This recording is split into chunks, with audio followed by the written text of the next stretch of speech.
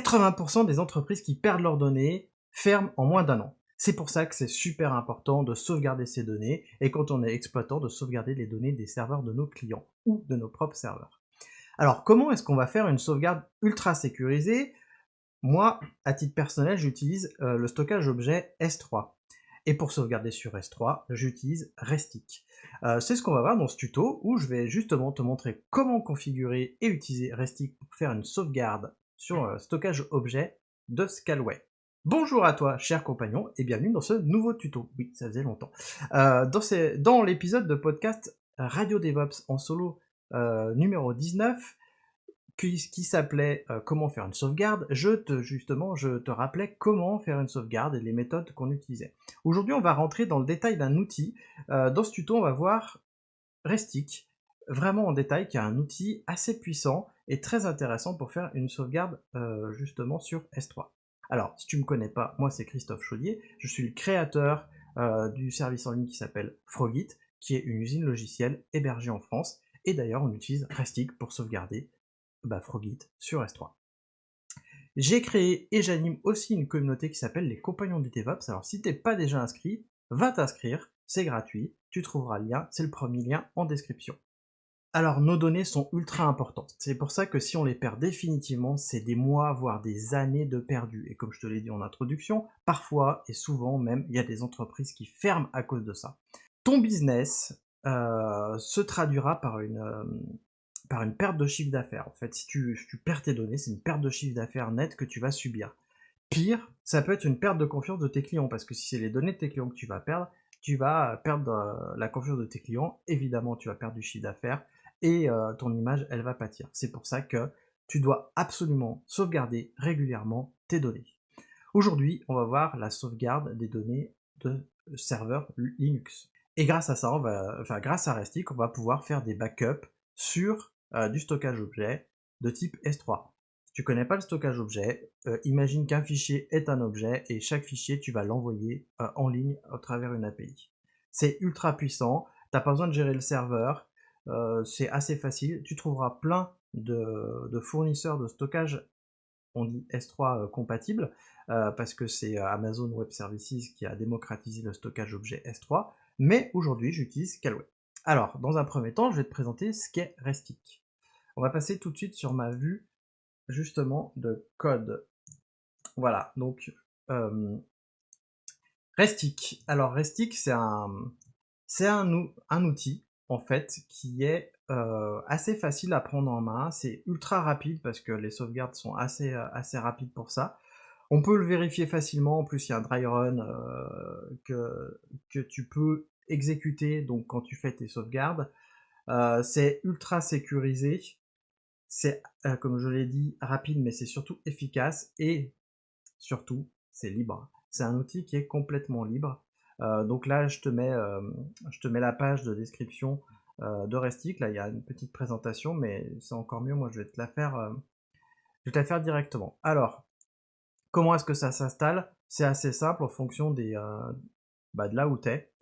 Tu peux l'installer. Moi, je suis sur Debian, donc je vais l'installer. Je vais l'installer comme ça. Alors, je l'ai déjà installé parce que je voulais gagner du temps. Hein, si tu tapes la commande, tu verras que bah oui, forcément, si je tape pas sudo, ça va pas marcher. Tu verras qu'elle est déjà installée. Donc là, je peux faire un restic version, et je vais voir que j'ai la version 0.11 sur mon système. Donc ça, c'est la version actuelle de mon Debian. Alors je suis dans une petite Vagrant, VirtualBox, j'utilise Vagrant pour la démo. Donc la première chose que je vais faire, c'est de présenter comment on fait une sauvegarde Restic en local, sur ton propre serveur. Parce que ça peut être intéressant de sauvegarder ton serveur sur ton propre serveur pour pouvoir faire des retours rapides si tu as des données corrompues. Et juste après, on verra le stockage objet. Alors ici, j'ai préparé un petit peu le terrain, on va plutôt faire un tree.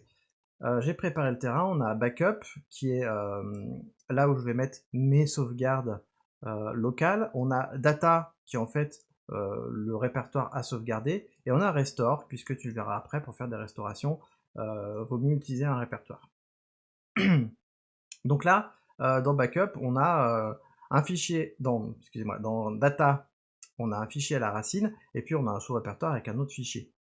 Si on fait un cat des fichiers, hein, c'est tout bête, voilà, j'ai deux fichiers avec avec du texte. Justement, on va modifier ces fichiers pour vérifier que la sauvegarde, que je ne t'ai pas dit, c'est qu'elle est incrémentale, c'est-à-dire que à chaque fois, Restic va sauvegarder uniquement les nouvelles données, ce qui fait que ça va pouvoir permettre d'économiser en fait de la place, du temps.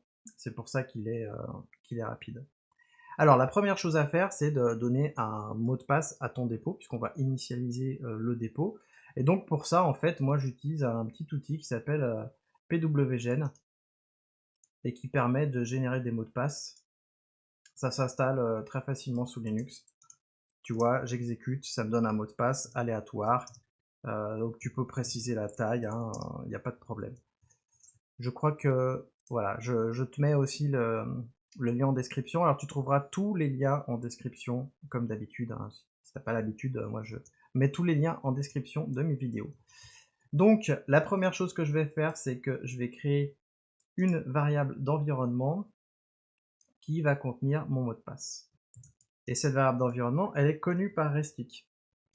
Donc, en fait, si on va dans la doc de Restic, on a toutes les variables d'environnement qui sont, si je me trompe pas, quelque part par là.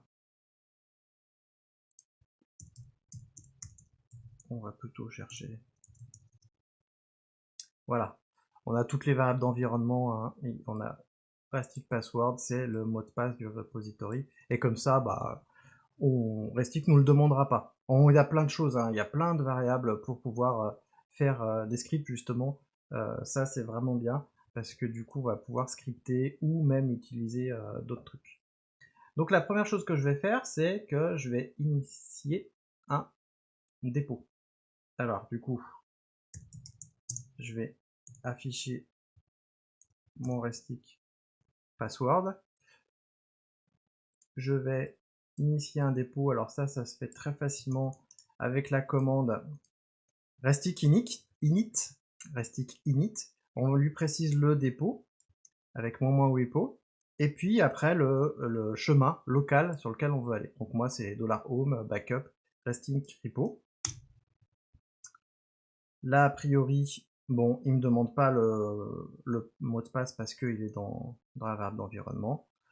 Et si je fais un tri, je vais bien voir que voilà, mon dépôt il a été créé. Il y a beaucoup de choses dans mon dépôt, hein. Que là, Restic Repo, il a tout créé. Maintenant, juste pour vérifier, normalement, la commande qui permet de vérifier, alors, on a la version raccourcie qui est -r, on peut lui demander les snapshots. Donc là, on voit bien qu'il va se connecter au repository Intel, qu'il l'a ouvert, le password est OK, et a priori, il n'y a aucun snapshot.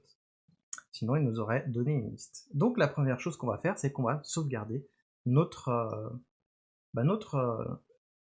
répertoire data. C'est la première chose qu'on va faire. Donc pour ça, c'est hyper simple. C'est la commande restic. On lui fournit toujours le dépôt. À chaque fois, de toute façon, on fournit le dépôt. -r home backup restic repo. Et ensuite, c'est la commande backup. Et on va lui dire quel répertoire on va sauvegarder. Donc moi, je vais sauvegarder $home/data. Et là, il nous sauvegarde. Il nous fait une réponse. On voit bien qu'il a toujours réussi à ouvrir le dépôt. Il nous dit qu'il y a deux nouveaux fichiers. 0 ont été changés. 2 n'étaient pas modifiés. Enfin, 0 n'était pas modifié. Pareil pour les répertoires. Il nous dit qu'il a ajouté 2 kilobits dans le dépôt, qu'il a ajouté 2 fichiers et qu'il a créé le snapshot 91B05E5D qu'on va vérifier tout de suite. Et donc on voit bien que notre snapshot est présent. On voit le pass ici, c'est le chemin de sauvegarde. Parce que en fait, là on sauvegarde en relatif. Donc, nous, on aime bien faire ça parce que comme ça, au moins, on sait où vraiment est le chemin. Ça nous évite des surprises. On pourrait peut-être sauvegarder en relatif. Là, c'est une sauvegarde absolue, avec un chemin absolu, excusez-moi, mais on pourrait sauvegarder en relatif, mais on n'aime pas faire ça chez nous. Du coup, je vais modifier un fichier. Je vais modifier Toto. Et je vais lui ajouter une nouvelle ligne.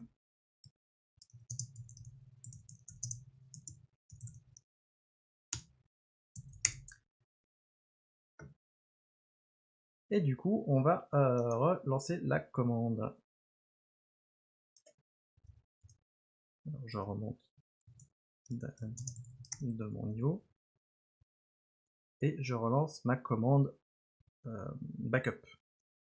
Donc là, on voit bien que dans les fichiers, il n'y en a aucun de nouveau, un qui a changé, un qui n'a pas modifié, puisque Titi, je n'ai pas modifié, par contre, Toto s'est modifié, et on a 3 répertoires qui ont changé, et un qui n'a pas été changé. On voit, là, il y a 1 kilobit qui a été ajouté, il y a 2 fichiers, et il y a un nouveau snapshot. Si on vérifie les snapshots, on en a 2 maintenant. Et à chaque fois, on a la date du snapshot. Imaginons qu'on perde un fichier, qu'on va perdre Toto. Donc je vais effacer Toto, parce que j'ai fait une boulette. Et donc là, on voit bien qu'il n'y a plus que Titi. Et ben là, je vais faire une restauration, parce que j'ai besoin en fait de savoir, j'ai besoin de récupérer mon fichier. Donc pour ça, c'est assez facile, puisque plutôt que de faire un backup, on va faire un restore. On va lui donner l'identifiant du snapshot qu'on va récupérer. Donc imaginons que je veux récupérer le dernier, hein, mais je pourrais très bien récupérer l'avant-dernier. Et ensuite, on va lui donner le chemin de destination, parce que vous allez voir, il va nous recréer l'arborescence. Donc c'est là où justement j'ai mon restore qui intervient. Donc là, il va se connecter, il va récupérer la sauvegarde, et il m'a dit que tout est restauré dans Home Vagrant Restore. Je vais aller voir. Hein. Donc là, vous voyez, dans mon répertoire, j'ai bien l'arborescence complète, Home, Vagrant, Data, MyDear, etc. Donc ça nous permet aussi de vérifier l'arborescence vraiment complète de la sauvegarde. Et après, moi, je vais récupérer ce qui m'intéresse. Donc moi, je vais faire juste une copie de Toto, enfin de Home, Vagrant, Data, Toto. Et donc, je vais la mettre dans $home data. Excusez-moi. Voilà. Donc là, si je vais dans data, faut que j'arrête avec mes majuscules. J'ai Toto qui est de retour. Et si je regarde ce qu'il y a dedans, a priori, j'ai bien tout ce qu'il me fallait. Donc, ça, c'est la sauvegarde locale. Et la sauvegarde distante fonctionne exactement de la même manière. La seule chose qu'il faut faire, c'est avoir un bucket S3. Alors pour ça, je vais vous parler un petit peu de l'offre de Scalway. Donc Scalway, il propose des object storage, et c'est assez intéressant parce que justement, il propose 75 Go gratuits et les 75 Go de transfert sont gratuits aussi. Donc pour faire des sauvegardes ou des petites sauvegardes, c'est assez intéressant.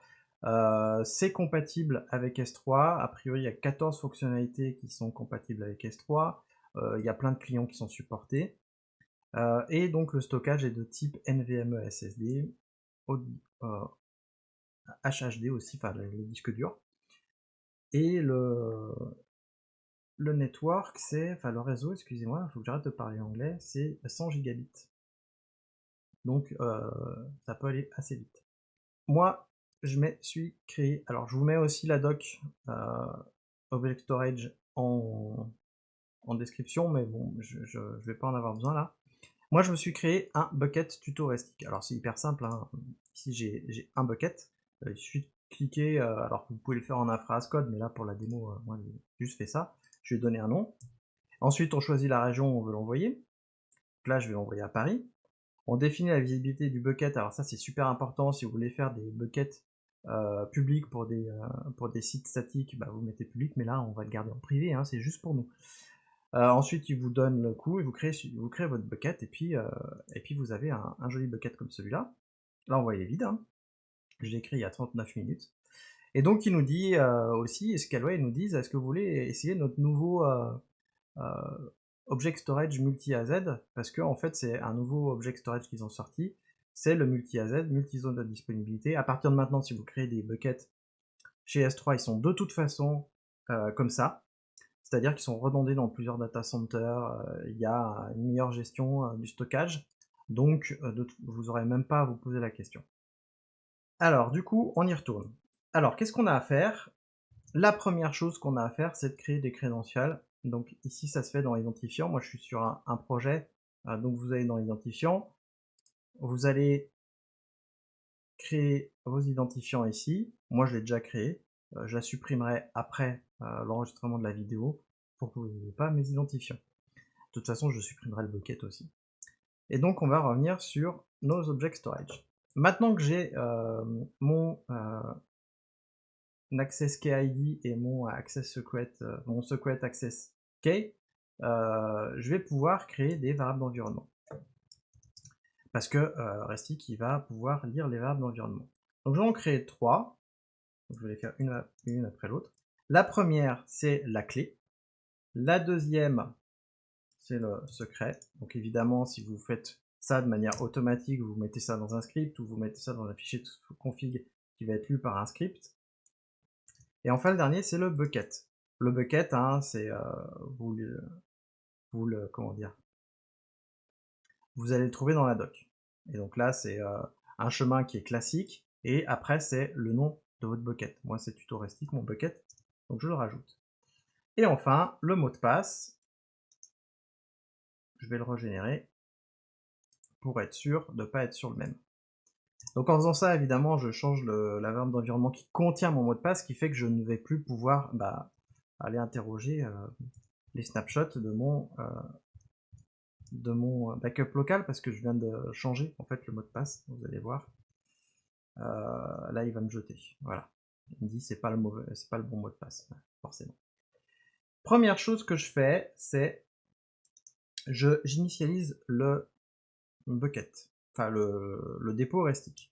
Donc là, je lui ai mis le scw bucket, donc la variable d'environnement qui contient un truc de type S3. Donc là, ça a pris un petit peu de temps, mais le repository, il est créé. Là, maintenant, si je refais mon snapshot, si je vais relister mon snapshot, mais que je lui donne le scw bucket, là, il va pouvoir me dire qu'il a bien été créé. Si je vais côté Scalway, là, je vais rafraîchir ma page. Ouais, j'ai un petit peu de lumière sur ma tête, c'est parce que mon bureau, il y a des Velux, donc je suis un peu désolé, mais du coup, c'est comme ça. En plus, je tourne à midi, le soleil est en haut. Donc voilà, mon bucket a été rempli, là, il y a bien fichier config, le répertoire case avec plein de trucs. Bon, ça, de toute façon, comme c'est chiffré, je vais pas pouvoir faire grand chose, hein. Donc là, mon bucket, enfin mon dépôt Restic sur mon bucket, il est initialisé. Maintenant, je vais créer un backup, toujours comme tout à l'heure. Donc là, c'est Restic, -r le dépôt, backup toujours, et je dis que je veux sauvegarder data home. Alors ça n'a pas changé, c'est juste qu'en fait, plutôt que de fournir un chemin, je fournis une chaîne de connexion S3. Donc là, je vais aller créer un nouveau fichier, par exemple. Voilà, et puis voilà, donc on voit, on a un nouveau fichier, je vais refaire une sauvegarde. Imaginons c'est la nuit, je passe, pouf, il y a un nouveau fichier qui a été créé. Hop, un nouveau fichier a été créé. Donc là, je voulais vous montrer qu'il identifiait bien les nouveaux fichiers créés. Je vais en créer un, sans avoir rien modifié. Imaginons, il y a une deuxième Deuxième journée qui passe, mais il n'y a rien qui a été modifié. Voilà, il y a rien qui a été modifié. Par contre, a priori, il a créé un nouveau snapshot. C'est le même, hein. Enfin, je veux dire, le contenu est le même, mais par contre, il crée un snapshot parce qu'on lui a demandé d'en faire un. Et on voit, il n'y a aucune modif qui a été faite. Ici, là, le dépôt, on voit, hop, il y a des nouveaux objets qui sont apparus. Voilà, donc il y a 11 objets maintenant, hein. Si on l'explore, on va voir les objets, mais bon, on va pas pouvoir faire grand chose parce que c'est tout chiffré, donc on peut rien faire. Donc même si quelqu'un navigue là-dessus, il pourra rien faire. Par contre, nous, avec notre ligne de commande, on va pouvoir aller demander à Restic, vas-y, donne-moi les snapshots de mon bucket. Et là, on va voir, il y a nos 3 snapshots. Imaginons que je perde un fichier comme tout à l'heure, hein, ou que je vais changer. Cette fois-ci, je fais une mauvaise manip, voilà, data KO. Et là, je peux à nouveau, comme tout à l'heure, aller récupérer mes données. Alors, avant de faire ça, je vais aller purger mon répertoire restore.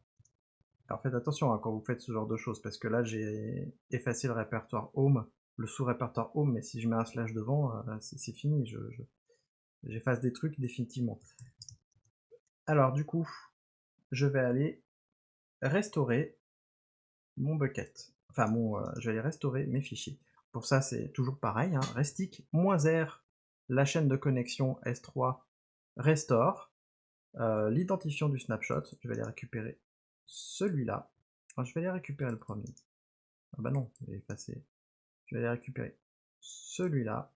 Et toujours le répertoire de destination.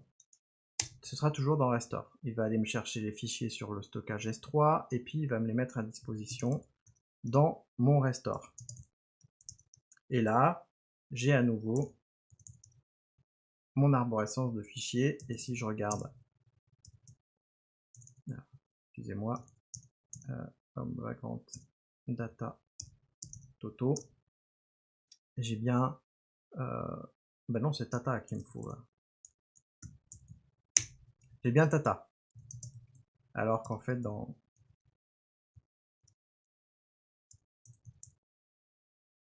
mes données, j'ai Tata KO. Donc là, je peux tout simplement faire une copie de mon fichier, ici, et donc là, mon fichier a été restauré. Donc ça, c'est vraiment super. Alors maintenant, vous me direz, c'est cool Christophe, mais quand tu fais des sauvegardes, au bout d'un moment, il y en a des tonnes. C'est vrai, il y en a des tonnes. Donc, hop, tac, allez hop, je suis un gros feignant. Un bon admin 6 et un admin 6 feignant, hein, comme on dit. Voilà. Donc il y a des tonnes de snapshots. Bon là, il n'y en a que 3, mais imaginons il y en a beaucoup. Et on peut les oublier. Donc là, après, on peut faire tout un tas de trucs. Mais moi, je vais oublier. Et donc, avec restic-r, c'est toujours ça, hein, restic-r. Et l'action forget, je vais oublier celui-là. Je vais lui dire, j'en ai plus besoin, tu peux le supprimer. Et ça, évidemment, ça peut se scripter, enfin, on peut faire plein de choses avec Restic. Et donc, on va voir que dans les snapshots, maintenant, il n'y en a plus que 2, puisqu'on a oublié celui-là. Donc, ça, c'est les bases de Restic, parce que bon, je peux pas faire un tuto qui dure des heures non plus. Là, a priori, je sais pas combien de temps j'en suis, mais j'en suis à pas mal de temps. Là, la doc de Restic est assez complète, hein. Vous pouvez aller la lire, il y a plein de choses, vous pouvez aller voir les parties scripting, etc. Donc ça, c'est vraiment, je repasse par le principal, ça c'est vraiment en fait la base d'utilisation pour Restic. Et franchement, honnêtement, nous on l'utilise tous les jours sur Frogit et on n'a aucun problème. Je vous ferai probablement dans l'avenir un tuto sur un autre logiciel de backup, mais qui lui ne sauvegardera pas sur S3. La Restic, c'est très bien si on veut faire de la sauvegarde sur S3. Il lui manque qu'un seul truc, à notre goût, c'est la compression des données, puisque les données sont envoyées non compressées. Même si c'est rapide, les données ne sont pas compressées pour l'instant, mais il y a une issue qui est ouverte pour justement travailler sur la compression des données. En l'occurrence, pour envoyer des sauvegardes sur du stockage objet, il n'y a pas mieux, vous pouvez utiliser Restic. Voilà, j'espère que cette vidéo t'a plu. Si ce tuto t'a plu, si tu penses qu'il peut aider quelqu'un, eh ben, envoie-lui le lien par mail, par les réseaux sociaux, ça m'aidera à diffuser la chaîne. Moi je te dis à bientôt pour un prochain tuto. Ciao.